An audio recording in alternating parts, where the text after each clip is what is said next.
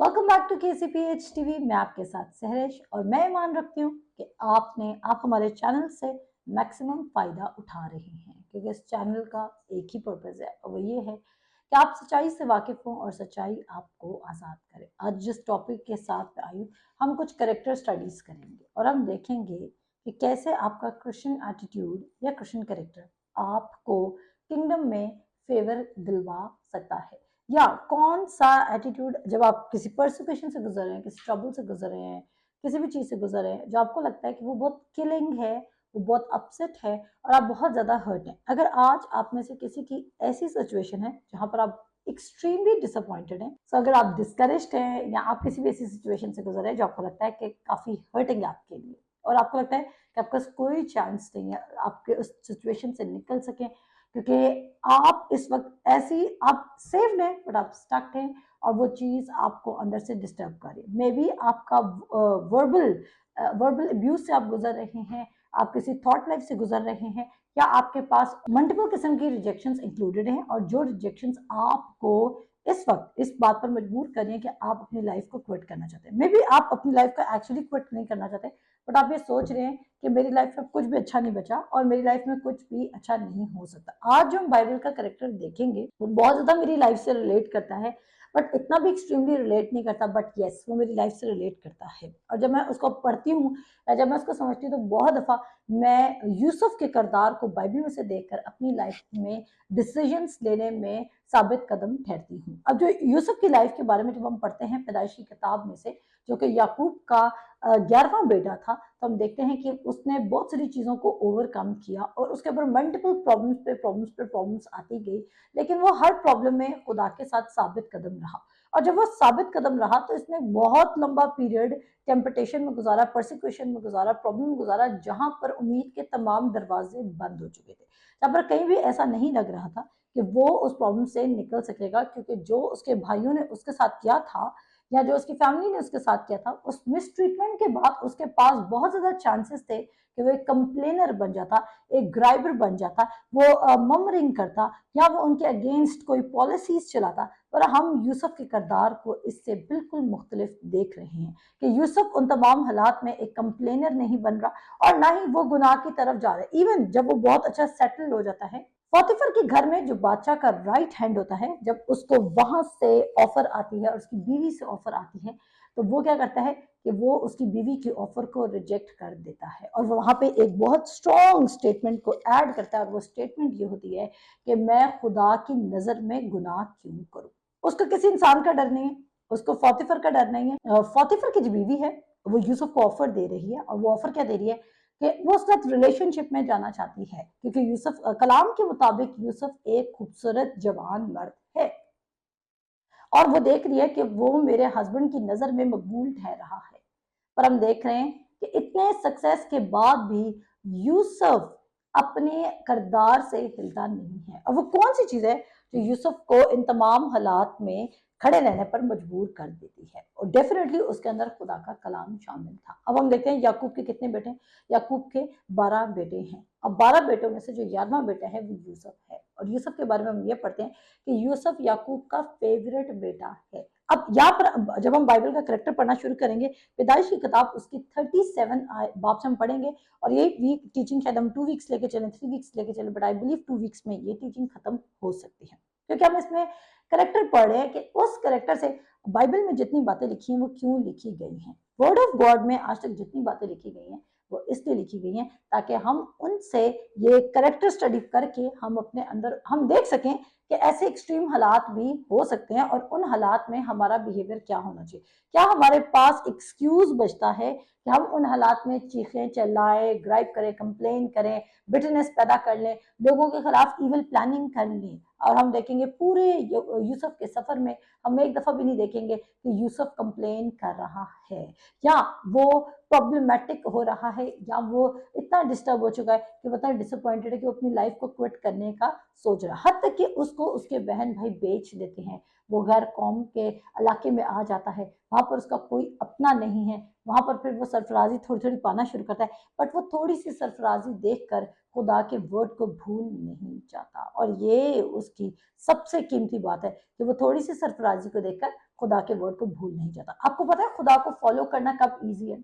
खुदा को फॉलो करना तब ईजी है जब आपके हालात खराब हैं, लेकिन खुदा को फॉलो करना तब मुश्किल है जब आपके हालात बिल्कुल फिक्स हो चुके हैं, जब आपकी जिंदगी में एक फ्लो आ चुका है, और इनफैक्ट जब आपके पास पैसा है।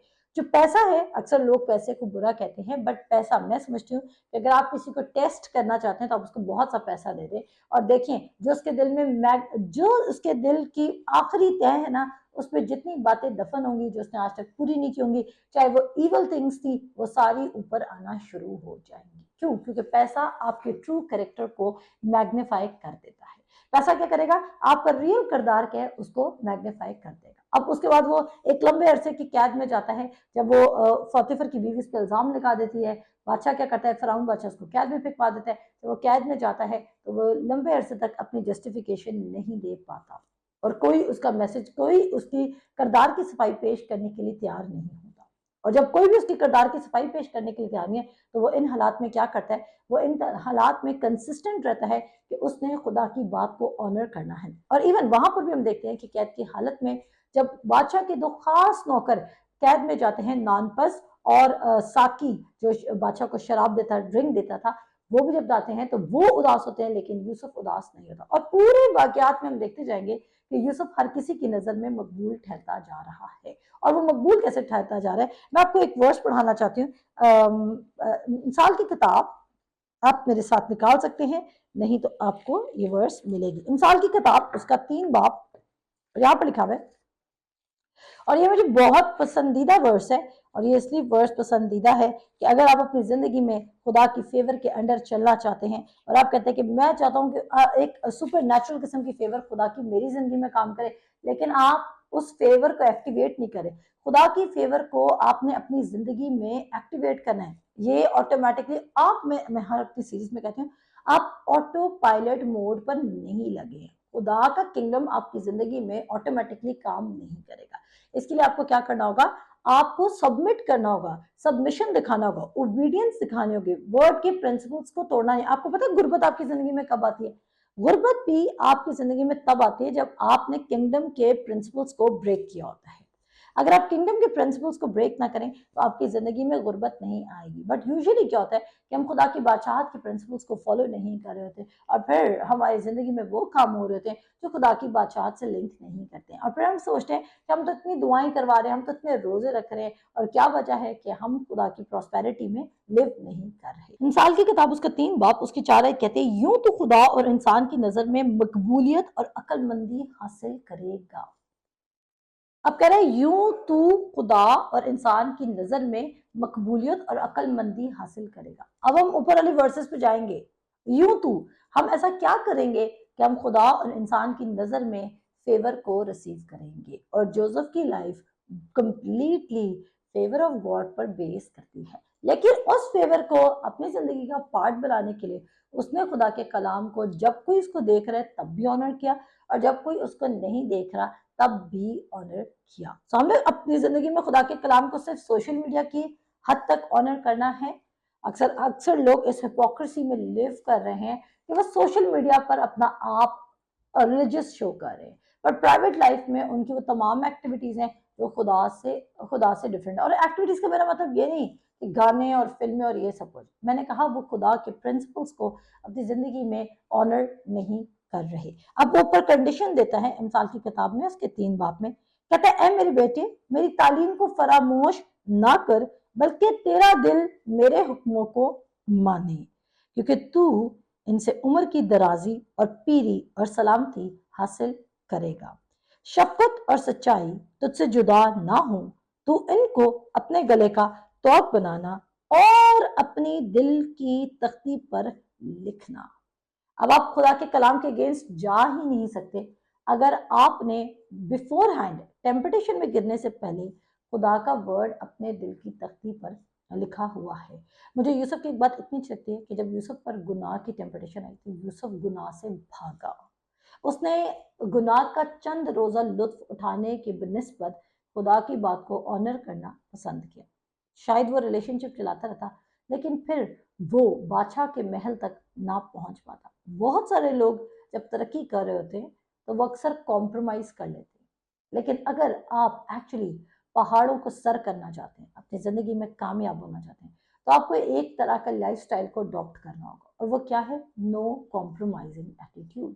और यूसुफ की ज़िंदगी से हम उस नो कॉम्प्रोमाइज़िंग एटीट्यूड को पिक करेंगे और जब आप पिक करेंगे तो आप देखेंगे कि आपकी ज़िंदगी में वो कहता है शफ़क़त और सच्चाई तुझसे जुदा, यानी कि वर्ड ऑफ शफ़क़त और सच्चाई क्या है? खुदा का कलाम।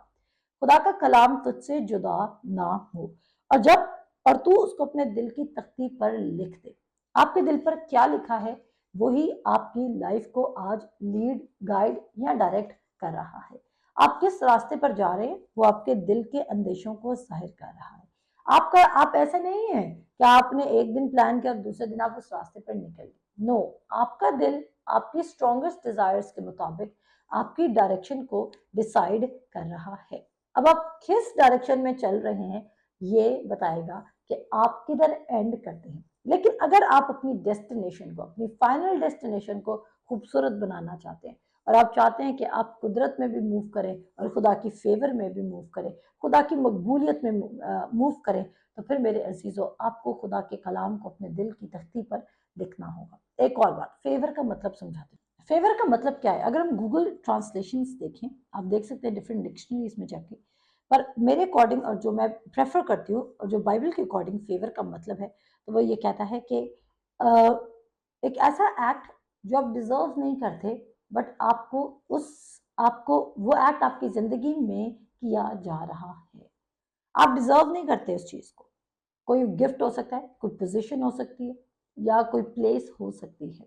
अब अक्सर आपने सुना होगा, आप कहते हैं हमने उसको फेवर दी। फेवर हम कब दे रहे हैं?